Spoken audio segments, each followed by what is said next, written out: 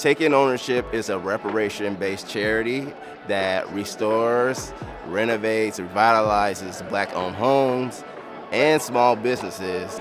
The mission of Taking Ownership is to let Black Portlanders age in place in a healthy home and to fight back against the gentrification process that's happening in our city. Years and years of racist lending and redlining and all of these discriminatory practices have really put Black homeowners in Portland in a tough spot. And so we come in to a place where we can try to help pull them out of these holes and, push back against the gentrification process and let them create and accumulate generational wealth in the process. By using private donors, major organization who wants to give to the charity, and using volunteers to help get back to the community.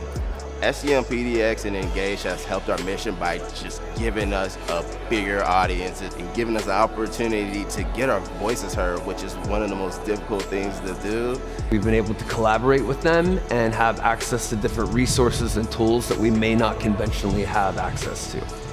If you want to get involved with Taking Ownership PDX, please go to our website at takingownershippdx.org.